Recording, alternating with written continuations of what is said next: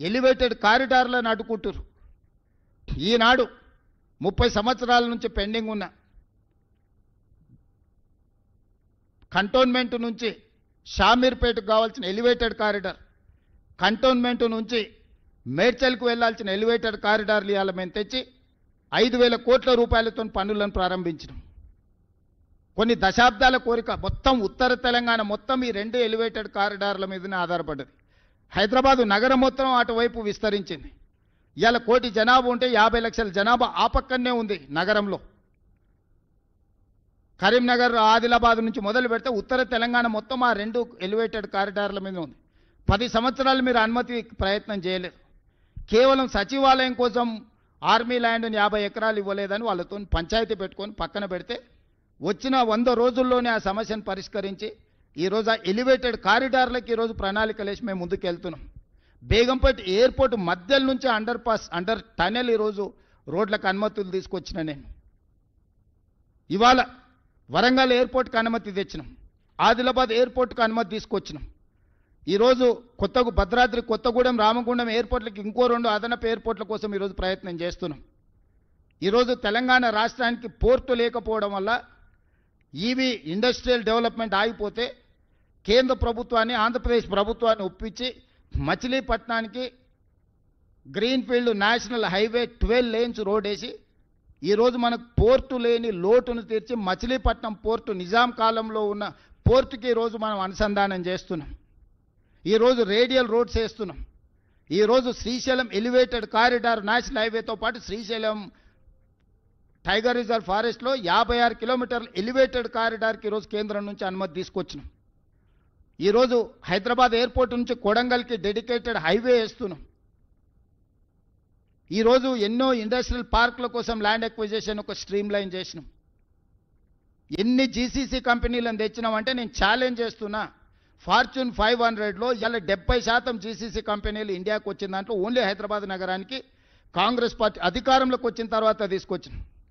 Vanguard కానీ, McDonald's కానీ, ఎల్ఈలిల్లీ కానీ, అమెరికన్ ఎయిర్లైన్స్ కానీ, నేను కంపెనీల డీటెయిల్స్ అన్ని మీకు ఇస్తా. ఎల్ఈలిల్లీ ఈరోజు $1 బిలియన్ ఫార్మాలో ఇన్వెస్ట్మెంట్ ఈరోజు తీసుకొచ్చినాం తెలంగాణ రాష్ట్రానికి. ఈ 2 సంవత్సరాలల్లో మొదటి 6 నెలలు మేము ప్రభుత్వం ఏర్పాటు చేసిన తర్వాత 6 నెలలు పార్లమెంట్ ఎన్నికల్లోనే కాలం గడిచిపోయింది. ఈ 2 ఏళ్లలో మేము పనిచేసింది సంవత్సరన్నరనే.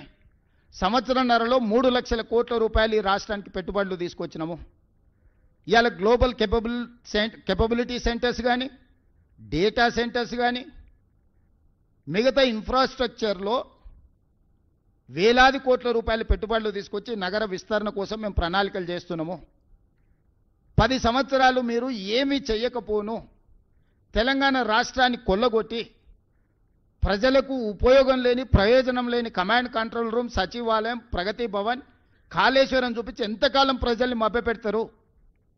మేము కట్టిన మెట్రో, మేము కట్టిన ఔటర్ రింగ్ రోడ్, మేము తెచ్చిన అంతర్జాతీయ ఎయిర్పోర్ట్, మేము తెచ్చిన ఐటీ కంపెనీలు, మేము తెచ్చిన ఫార్మా కంపెనీలు, చెన్నై నుంచి ఇక్కడికి తరలించుకొచ్చిన సినిమా ఇండస్ట్రీ ఒక గ్రోత్ కారిడార్గా పనిచేసి ఈరోజు లక్షల కోట్ల రూపాయల ఆదాయాన్ని రాష్ట్రానికి తెచ్చిపెట్టి లక్షలాది మందికి ఉద్యోగ ఉపాధి అవకాశాలు మేము కల్పించినాము.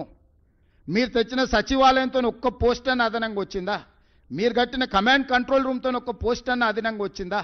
మీరు కట్టిన ప్రగతి భవన్ వల్ల ఒక్క ఉద్యోగమైన వర్క్ వచ్చిందా? మీరు కట్టిన కాళేశ్వరం వల్ల 1 ఎకరాకు నీళ్ళు ఏమైనా మీరు ఇచ్చిండ్రా? లక్షల కోట్ల రూపాయలు కాంట్రాక్టర్లకు ఇచ్చి కమిషన్లు కొల్లగొట్టడానికి మీకు ఉపయోగపడ్డాయి. కానీ మీరు మాత్రం ఆగర్భ శ్రీమంతులైన. హరీష్ రావుకు మోయినాబాద్లో ఫామ్ హౌస్ వస్తుంది, కేటీఆర్కు జన్వాడలో 100 ఎకరాల ఫామ్ హౌస్ వస్తుంది, కేసీఆర్కు గజ్వేల్లో 100 ఎకరాల ఫామ్ హౌస్లు 1000 ఎకరాల ఫామ్ హౌస్ వస్తుంది. మీకు టీవీలు వస్తాయి, మీకు పేపర్లు వస్తాయి, మీకు పెట్టుబడులు వస్తాయి, మీకు వ్యాపారాలు వస్తాయి.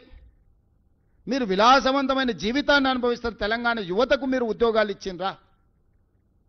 మీరు నోటిఫికేషన్లు ఇయ్యక కొన్ని, నోటిఫికేషన్లు ఇస్తే ప్రశ్నపత్రాలు పరీక్షలు నిర్వహించకపోవడం కొన్ని, పరీక్షలు నిర్వహిస్తే ప్రశ్నపత్రాలు బజార్లలో పల్లి బఠానీలలాగా అమ్ముతుంటే 2011 తర్వాత 2025 వరకు గ్రూప్ 1 ఉద్యోగాలు మీరు నిర్వహించకపోతే నేను వచ్చిన తర్వాత group 1, group 2, group 3, group 4, medical and health, police department సంవత్సరంన్నర తిరిగే లోపల 70,000 ప్రభుత్వ ఉద్యోగ నియామకాలు చేపట్టి నిరుద్యోగ యువకుల సమస్యను మేము పరిష్కరించినాము.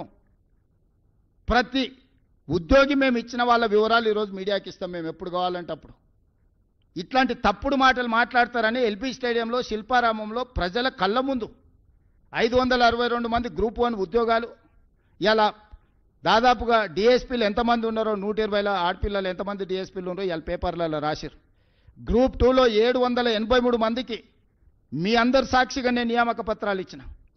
మెడికల్ అండ్ హెల్త్ కావచ్చు, పోలీస్ డిపార్ట్మెంట్ కావచ్చు, టీచర్లు 60 రోజుల్లోనే 11,000 ఉద్యోగాలు నోటిఫికేషన్లు ఇచ్చి పరీక్ష ఫలితాలు ఇచ్చి నియామక పత్రాలు అందజేసిన. ఈరోజు స్పోర్ట్స్ యూనివర్సిటీ మీరు స్పోర్ట్స్ని కంప్లీట్ నిర్లక్ష్యం చేశారు.